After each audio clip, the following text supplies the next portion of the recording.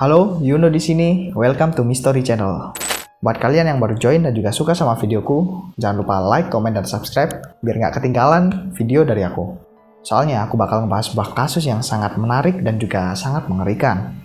Dan di video kali ini, aku bakal ngebahas sebuah kasus Lisa McVey yang saat itu Lisa McVey ini masih berusia 17 tahun yang berhasil lari dari seorang serial killer dengan cara yang cukup unik. Yaitu Lisa mencuci otak dari si serial killer ini yang menyebabkan dia akhirnya bisa kabur dari sana.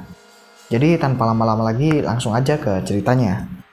Kasus ini terjadi di Florida, Amerika Serikat pada tanggal 3 November 1984 jam 2 dini hari. Lisa yang masih berusia 17 tahun ini pulang kerja menggunakan sepeda dari toko donat. Kemudian Lisa ini ngelihat sebuah mobil merah yang diparkir di depan gereja. Dan saat itu juga dia ini udah ngerasa dan juga ada feeling gak enak gitu. Tapi Lisa gak mempedulikan feelingnya dan terus mengayuh sepedanya. Namun tanpa diketahui Lisa, ternyata si sopir mobil tersebut bersembunyi di balik mobilnya.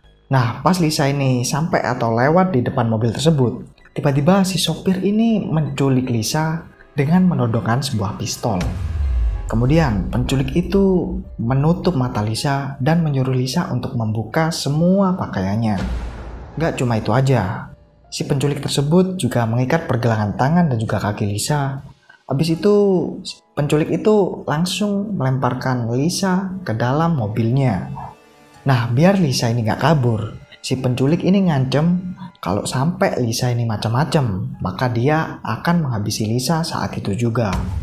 Nah, menariknya, ternyata Lisa ini udah pernah mengalami hal kayak gitu. Jadi, dulu pacar neneknya Lisa ini sering melakukan kekerasan ke Lisa dan bahkan juga sering menodongkan pistol ke kepala Lisa.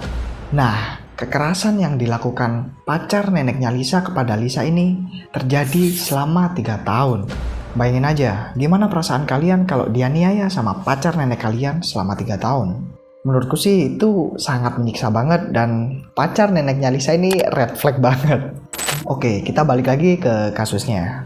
Nah, karena Lisa nggak bisa berbuat apa-apa, mau nggak mau dia ini nurutin apa kata si penculik ini, soalnya dia juga sambil ditodong sama pistol.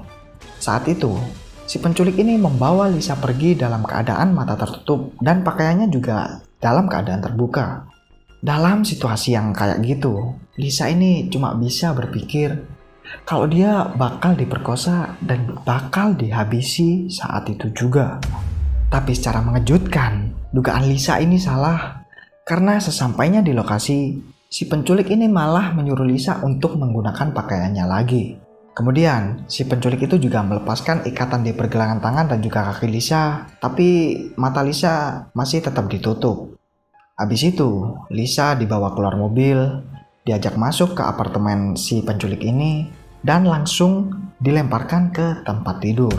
Seperti yang bisa kita bayangkan, Lisa pun akhirnya diperkosa, dan bahkan dia juga mengalami kekerasan dari si penculik itu.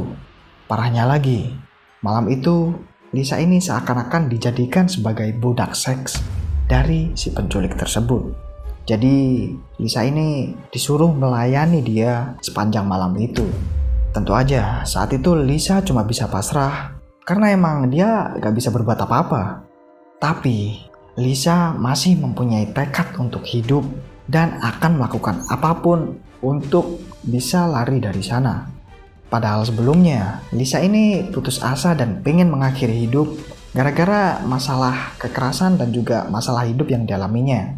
Tapi setelah mengalami situasi seperti sekarang, Lisa akhirnya memutuskan untuk tetap hidup dan bertekad untuk melakukan apapun supaya bisa bertahan hidup.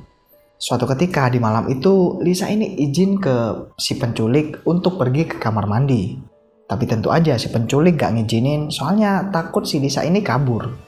Nah, karena si Lisa ini udah gak kuat nahan buat buang air, dia ini ngancem ke si penculik kalau dia bakal ngompol atau buang air di kasur tersebut. Karena itu, akhirnya si penculik mengizinkan Lisa untuk pergi ke kamar mandi. Nah, saat itulah di kamar mandi, Lisa akhirnya mempunyai sedikit waktu untuk berpikir bagaimana caranya dia bisa pergi atau kabur dari sana. Setelah berpikir sejenak, akhirnya Lisa mempunyai ide kalau dia harus menempelkan sidik jari sebanyak mungkin di kamar mandi tersebut, kayak di dinding, di cermin, atau di bathtub, dimanapun lah. Pokoknya dia harus menempelkan banyak sidik jari buat dijadikan bukti ke polisi kalau dia selamat nanti. Dengan begitu, Lisa berharap agar polisi juga tahu kalau Lisa juga melakukan perlawanan untuk bisa kabur dari sana. Lisa berpikir kayak gitu soalnya dia harus mendapatkan kepercayaan dari polisi. Makanya dia pengen ngasih bukti yang konkret gitu. Nah, kalau Lisa bisa ngasih bukti konkret, harapannya si penculik ini bisa ditangkap hidup-hidup sama polisi. Setelah melakukan penyebaran sidik jarinya, akhirnya Lisa ini kembali ke kamar si penculik itu. Habis itu, Lisa ini nanya nih ke si pelaku, kenapa dia ngelakuin hal ini ke Lisa? Si pelaku ini ngejawab kalau si penculik ini ngelakuin hal tersebut gara-gara dia habis putus cinta dan pengen ngelampiasin ke seorang wanita. Nah, apesnya saat itu Lisa lah yang menjadi target atau korban pelampiasan putus cinta dari si penculik ini. Mendengar itu, Lisa langsung mempunyai ide dan mulai memainkan perasaan si pelaku. Aku bisa menjadi pacarmu. Kita tidak perlu memberitahu siapapun bagaimana kita bisa bertemu. Kamu tampak seperti pria yang cukup baik. Begitulah Lisa ini merayu si penculik itu. Saat itu, Lisa ini percaya kalau si pelaku bisa mengontrol emosinya. Selain itu, Lisa juga menunjukkan rasa respect kepada si pelaku supaya si pelaku ini ngerasa dihargai sebagai manusia. Saat itu, Lisa ini udah putus asa dan akhirnya melakukan cara seperti itu. Karena Lisa ini berpikir kalau bentar lagi dia juga bakal dihabisi. Tapi secara mengejutkan, si penculik ini malah menjawab dengan jawaban yang gak pernah disangka-sangka sama Lisa. Tidak, aku tidak bisa menahanmu. Si penculik ini bilang kayak gitu. Ya intinya si penculik ini udah gak mau lagi buat nyakitin Lisa dan melakukan kejahatan kepada Lisa. Saat itulah Lisa menyadari kalau si penculik ini mulai tersentuh dan perasaannya juga mulai luluh. Di momen itu, si penculik ini menyuruh Lisa tidur sebelum mereka melanjutkan perjalanan lagi.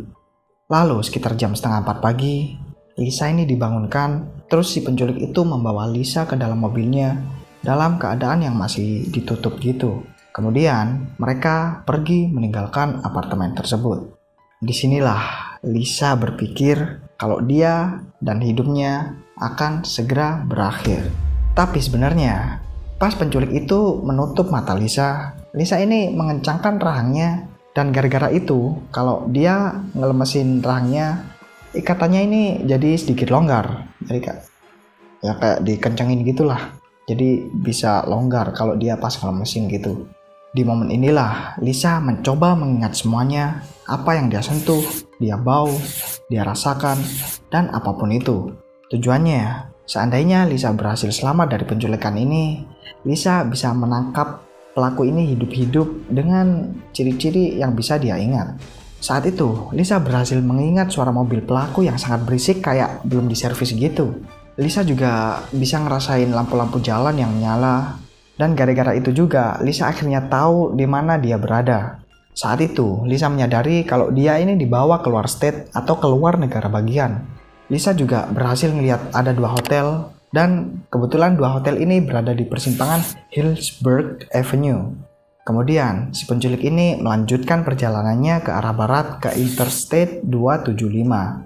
Lisa juga berhasil melihat tulisan di dashboard mobil si penculik yang berwarna perak yang bersinar cukup tajam yang bertuliskan Magnum.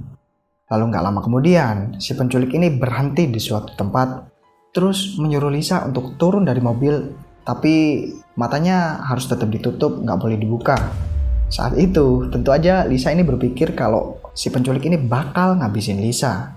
Karena udah gak bisa berbuat apa-apa, Lisa ini akhirnya turun dari mobil dengan keadaan mata masih tertutup. Dan si penculik juga menyuruh Lisa untuk menunggu selama 5 menit sebelum membuka matanya. Tentu aja, pikiran Lisa langsung kacau gak karuan. Aku enaknya kabur gak ya? Dia merhatiin aku gak ya? Atau dia lagi nodong aku pakai pistol? Ya kira-kira gitulah yang dipikirin sama Lisa. Tapi ternyata dugaan Lisa ini salah, karena si penculik ini nggak menghabisi Lisa dan malah meninggalkan Lisa di sana. Setelah beberapa menit, akhirnya Lisa memutuskan untuk membuka penutup matanya. Dan hal pertama yang dilihat Lisa setelah membuka penutup matanya adalah pohon ek yang saat itu sedang bagus-bagusnya. Seketika, Lisa pun langsung berlutut dan menangis. Dia berpikir dan menyadari setelah apa yang dilewatinya, kehidupannya akan berubah selamanya. Karena menurutnya, apa yang dia lihat adalah tanda dari awal dari kehidupan baru.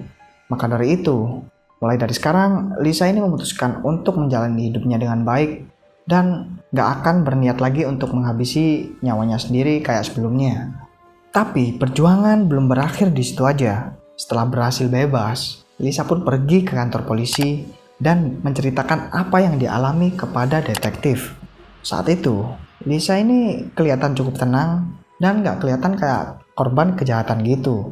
Gara-gara itulah, polisi dan detektif jadi gak percaya kalau Lisa ini baru aja ngalamin kejahatan. Sebenarnya, Lisa ini marah sama polisi dan juga detektif karena gak mempercayai apa yang dia laporkan. Tapi mau gak mau, Lisa harus bersabar dan terus berusaha meyakinkan si detektif dan juga polisi supaya si pelaku yang menculiknya ini bisa ditangkap. Karena kalau dibiarin bebas gitu aja, bisa jadi si pelaku ini menyakiti korban-korban lain.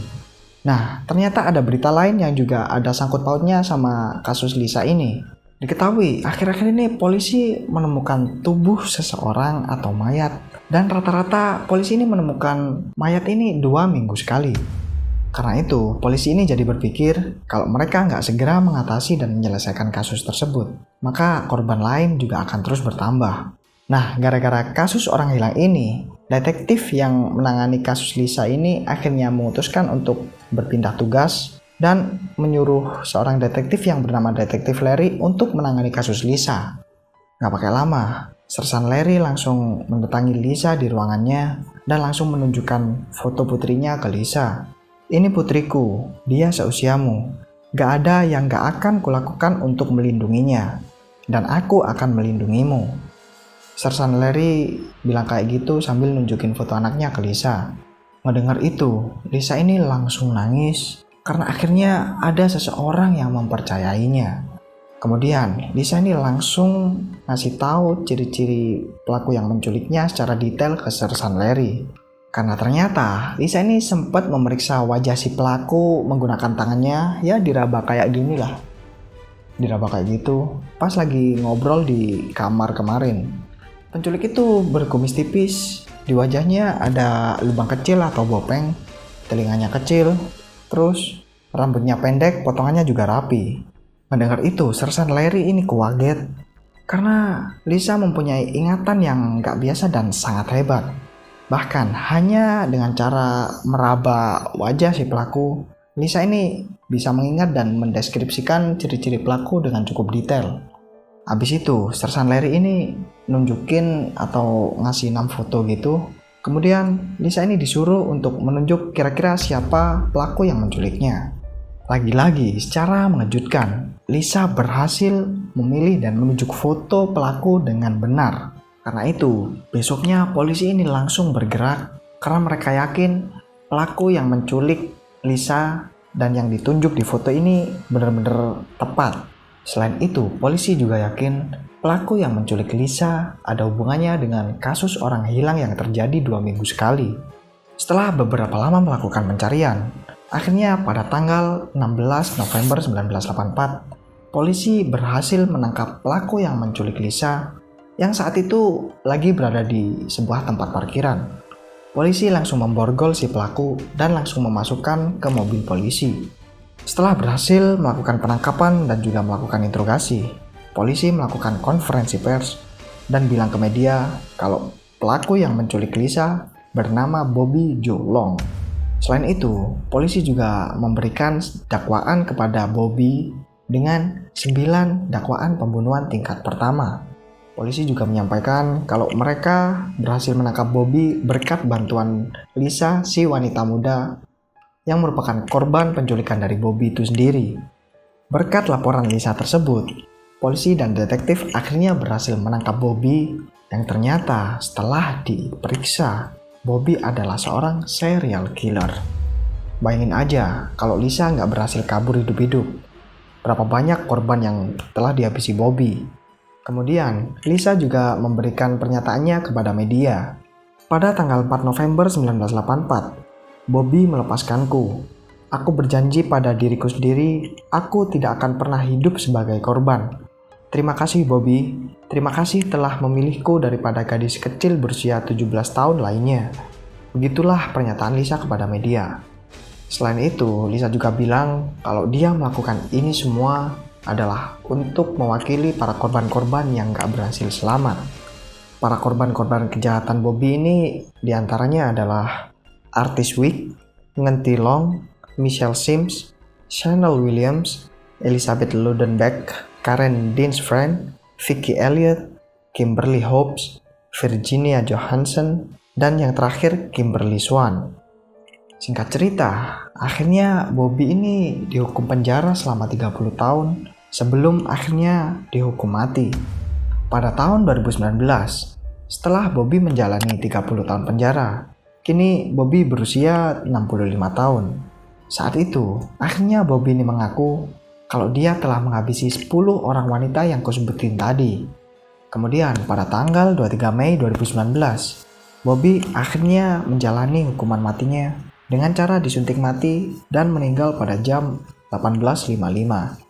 Sedangkan Lisa sendiri bekerja sebagai polisi di Hillsborough County pada tahun 1994 setelah berhasil membantu polisi menangkap Bobby. Di sana, Lisa ditugaskan untuk melindungi anak-anak dari kejahatan dan kekerasan seksual seperti apa yang dialami sebelumnya. Kasus ini juga dijadikan sebuah film yang berjudul Believe Me, The Abduction of Lisa McVey. Coba kalian tonton.